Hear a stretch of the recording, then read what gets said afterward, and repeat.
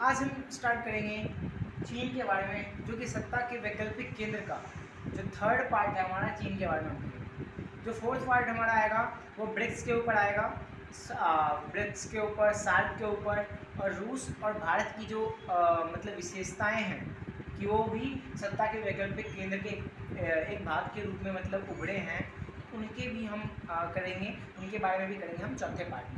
तो हमारा जो तीसरा पार्ट है वो है चीन के बारे में। तो चीन के बारे में हम कर लेते हैं कि सबसे पहला जो है कि चीन में जो है 1972 में अमेरिका के साथ चीन, यानी चीन ने शुरुआत में 1972 से पहले यूएसएसआर के साथ था चीन, लेकिन 1972 में इसने अमेरिका के साथ संबंध बनाकर राजनीतिक व आर्थिक एकांतवास को समाप्त किया। राजनीतिक आर्थिक एकांतवास को किसने समाप्त किया? चीन ने, अमेरिका के साथ संबंध बनाकर। उसके बाद हमारा कि चीन में जो प्रधानमंत्री है, कौन से प्रधानमंत्री ने? तो चीन के जो प्रधानमंत्री 1973 में इन्होंने क्या किया? इन्होंने कृषि, उद्योग और सेवा और विज्ञान के जैसे 4 प्रस्ताव रखे थे। 4 प्रस्ताव किसके ऊपर? कृषि, उद्योग, सेवा और विज्ञान के ऊपर। ठीक है, 1973 में चीन के प्रधानमंत्री ने 4 प्रस्ताव रखे थे, कृषि, सेवा, उद्योग और विज्ञान। तीसरा जो है कि 1973 में जो देंग सियाओपिंग जो है, उन्होंने आर्थिक सुधार वो खुले द्वार की नीति की घोषणा की थी। घोषणा का मतलब कि हम अब अपना जो द्वार है वो खोलेंगे बाकी देशों के लिए, कि हम अपना आयात निर्यात बढ़ाएंगे। अब हमारा कि 1982 में चीन ने क्या किया कि खेती का निजीकरण कर लिया, और 1998 में उद्योग का भी निजीकरण कर लिया, यानी उद्योग का और खेती का निजीकरण के द्वारा वो अपनी जो अर्थव्यवस्था को पूरी तरह से सरकारी से क्या करना चाहता था? प्राइवेटाइजेशन करना चाहता था। ठीक है, तो हमारा जो है कि इसने क्या किया कि ये उसके बाद सेज की भी स्थापना कर दी। सेज यानी स्पेशल इकोनॉमिक जोन, यानी जो क्षेत्र पिछड़े होते हैं तो वहाँ पे उद्योग लगाने के लिए जो चीन ने क्या किया कि आर्थिक जो मदद देना चाहा और टैक्स को कम कर दिया कि जो पिछड़े इलाके में उद्योग लगाएगा उसको मैं टैक्स कम लूँगा उससे, और उसको आर्थिक मदद भी दूँगा। तो उसे सेज कहते हैं, स्पेशल इकोनॉमिक जोन कहते हैं इसे। और 2001 में WTO में चीन जो है वो शामिल हो गया। तो चीन कब शामिल हुआ WTO यानी वर्ल्ड ट्रेड ऑर्गेनाइजेशन? कब शामिल हुआ? 2001 में। अब हमारे चीन के बारे में हमने थोड़ा बहुत पढ़ लिया, तो हम पढ़ लेते हैं कि चीन का जो सुधार है उसका नकारात्मक पहलू क्या हुआ। तो चीन का सबसे पहले सुधार हमने पढ़ लिया कि क्या किए थे उसने। उसके बाद ओपन डोर की नीति वैसे उसने अपनाई कब थी? तो 1978 में।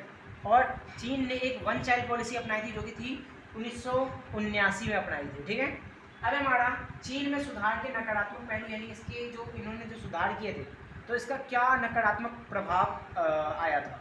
तो क्या नकारात्मक प्रभाव आया था कि इससे चीन की अर्थव्यवस्था में असमान विकास हुआ था, यानी कहीं पे ज़्यादा विकास, कहीं पे कम विकास, ऐसा हुआ था। ठीक है, अब है हमारा कि चीन में बेरोजगारी, भ्रष्टाचार जैसी जो चीज़ें है वो बढ़ गई थी। महिलाओं के लिए जो है रोजगार का जो है अवसर ये बद से बदतर हो गया था। ठीक है, उसके बाद हमारा कि लोगों के बीच जो है आय का अंतर काफ़ी ज़्यादा बढ़ गया था कि कोई जो कुछ ज़्यादा ही अमीर बन गए थे, कोई कुछ ज़्यादा ही गरीब बन गया था। ठीक है, अब हमारा कि चीन ने भ्रष्टाचार फैला रखा है और पर्यावरण को भी काफ़ी नुकसान किया है चीन ने। ठीक है, अब हमारा माओ के नेतृत्व में चीन का विकास बताओ। माओ कौन थे? तो 1949 में एक चीन की क्रांति आई थी जो कि साम्यवादी क्रांति थी, जो कि किसके नेतृत्व में आई थी? तो माओ के नेतृत्व में। यानी इन्होंने खेती से पूंजी उत्पन्न किया, यानी पैसे किससे कमाए? इन्होंने खेती से पूंजी उत्पन्न किया, पैसे कमाया, और सरकारी नियंत्रण में बड़े उद्योगों को खड़ा करना चालू कर दिया, यानी खेती से पैसा कमा के उद्योगों में पैसा लगाना चालू कर दिया। फिर इन्होंने विदेशी मुद्रा का इस समय अभाव था, तो इन्होंने क्या किया कि जो आयातित वस्तु थी, यानी जो सामान को आयात करते थे चीन वाले, उनका क्या कर दिया कि अपने ही घरेलू मामले में, यानी घर में ही बनाना चालू कर दिया, जो चीज़ों का वो आयात करते थे दूसरे देशों से। उसके बाद हमारा चीन के साथ जो सकारात्मक संबंध है भारत के, चीन के साथ सकारात्मक को हम बाद में देखते हैं। चीन के साथ भारत का नकारात्मक संबंध क्या है? तो आपको पता है कि चीन के साथ हमारा सीमा विवाद है अरुणाचल प्रदेश को लेकर, और हमारा जो है लद्दाख को लेकर, कि 1962 में जो है हमारा युद्ध हो गया था अरुणाचल प्रदेश और लद्दाख के हिस्सों को लेकर। और तिब्बत के ऊपर भी विवाद है कि 1950 में जब तिब्बत को हड़प लिया गया था चीन के द्वारा, तो यानी इसके चक्कर से भी क्या हुआ था कि चीन में जो है विवाद ज़्यादा ही बढ़ गया था चीन भारत का। पाकिस्तान को ये मदद देता है भारत के विरुद्ध, यानी आतंक में सहायता देता है चीन, यह नकारात्मक प्रभाव। और भी क्या क्या है कि चीन भारत के जो परमाणु परीक्षण जो भारत ने किया था 1974 और 1998 में, तो उसका भी चीन ने विरोध किया था। और 1959 में यानी 1959 में दलाई लामा आया था। दलाई लामा एक तिब्बत का एक धार्मिक धर्मगुरु था जो कि आया था, और इसके आने से भी तो चीन बोलता है कि मेरे पंचशील समझौते पे ये उतरा नहीं है, यानी इसने पंचशील समझौते का वो किया है, उसको नहीं मानना है। जल विवाद है हमारा चीन के साथ, यानी सिंधु नदी और गंगा नदी को लेकर हमारा जल विवाद है चीन के साथ। उसके बाद हमारा कुछ रह गया है कि चीन के साथ इसके सकारात्मक पहलू बताओ। तो यानी चीन के साथ सकारात्मक यानी पॉजिटिव वे क्या है इनके साथ हमारा। तो 1970 में के दशक में चीन के नेतृत्व में अब वैचारिक मुद्दों की जगह व्यवहारिक मुद्दे प्रमुख हो गए। यानी चीन से हमने 1970 के बाद हमने संबंध बनाने स्थापित कर दिए थे, क्योंकि 1962 में जब युद्ध हुआ था तो हमने लगभग संबंध तोड़ रखे थे। 1988 में राजीव गांधी ने चीन की यात्रा भी की थी। 1988 में राजीव गांधी ने चीन की यात्रा भी की थी। इससे भी पता चलता है कि हमने संबंध सुधारने चालू कर दिए। दोनों देशों के बीच संस्कृति का आदान प्रदान, विज्ञान को लेकर, तकनीकी को लेकर आपस में सहयोग भी चलता है। यानी संस्कृति का आदान प्रदान, विज्ञान को लेकर आपस में सहयोग भी चलता है। 1999 में द्विपक्षीय व्यापार में 30% का सालाना दर से बढ़ रहा है। यानी 1999 से ही हमारा जो व्यापार है वो 30% हर साल बढ़ रहा है। तो ये हमारे चीन के कुछ सकारात्मक प्रभाव हैं।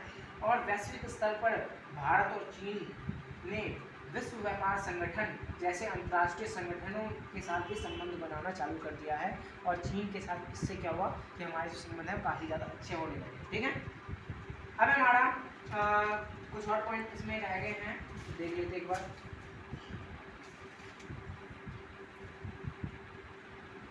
चीन के बाद जो विवाद है वो सीमा विवाद है, तिब्बत को लेकर भी विवाद है, ये सब हमने कर लिया है।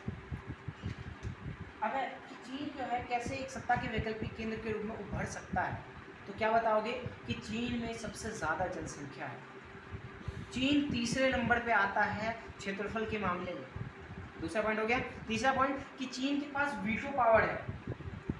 तीसरा पॉइंट है कि चीन की जो सेना है, जो सक्रिय यानी एक्टिव जो सैनिक हैं उनके पास सबसे ज़्यादा है। उसके बाद भारत में आते हैं।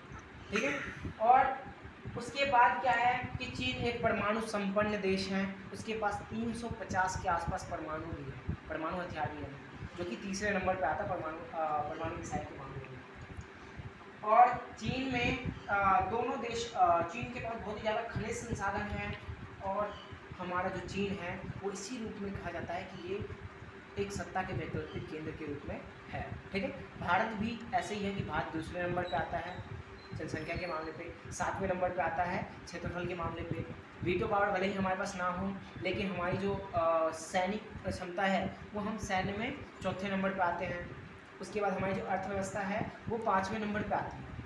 तो यानी इससे हम ये भी कह सकते हैं कि हमारी जो, और हम यूएनओ में, जब यूएनओ की स्थापना हुई थी तो 6 दिन बाद यानी 30 अक्टूबर 1945 को हम जुड़ गए थे, और तभी से हम यूएनओ में योगदान दे रहे हैं अपना।